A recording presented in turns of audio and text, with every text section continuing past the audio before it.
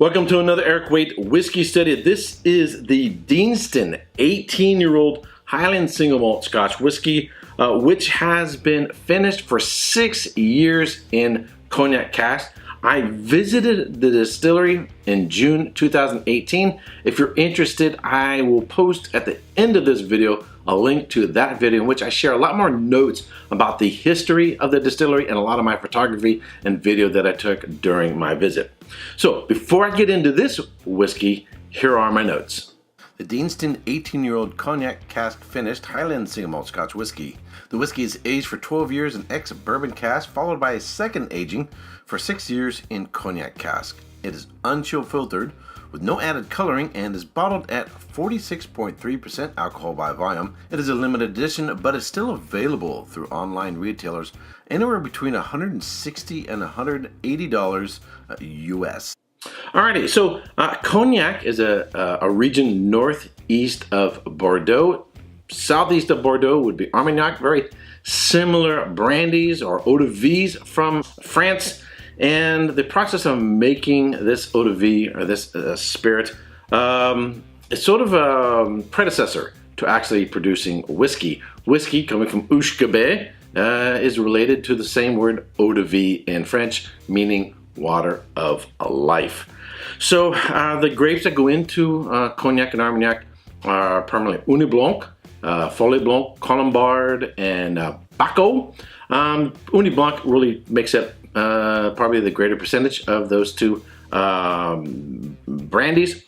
And it was actually in the 1800s that a phylloxera plague, which wiped out a lot of vineyards throughout Europe, and consequently they couldn't make Cognac, couldn't make Armagnac, that then people looked to Scotland to get their alcohol, and which then gave us a sort of a big boom in the whiskey industry. So whiskey, Scotch whiskey, owes something to, in a sort of negative sense, their tragedy was Scotland's triumph. It was good for them, it was bad for France, and it helped put Scotch whiskey on the map. So let's get into this whiskey. It's a real light golden color on the nose. I get sultanas, apples with a little bit of cinnamon, pear, a lot of honey, vanilla, cinnamon, nutmeg, maybe a little bit of honeydew melon, and some floral notes, some honeysuckle, orange blossoms. All right, on the palate.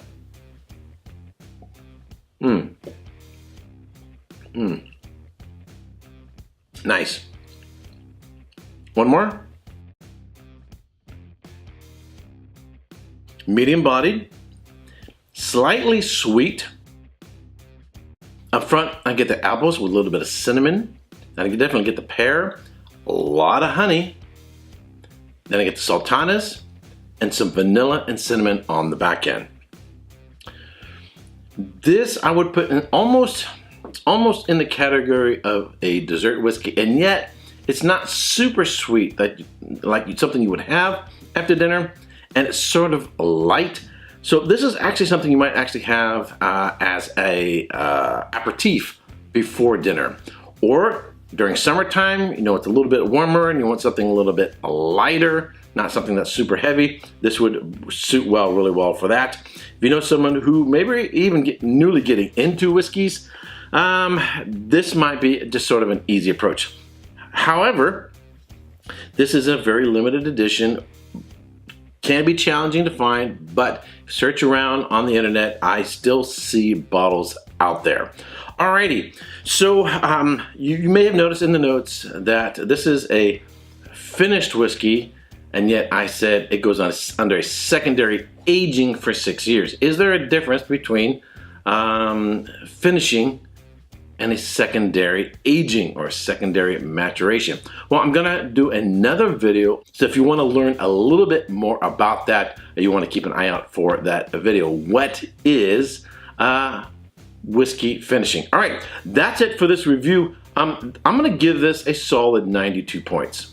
But that's it for this review. If you subscribe to this channel, I want to thank you very much. If you haven't yet subscribed, do you like watching my videos? I would greatly appreciate it if you would give it a thumbs up, share with your friends on Facebook, Twitter, and other social networking channels. Until next time, cheers.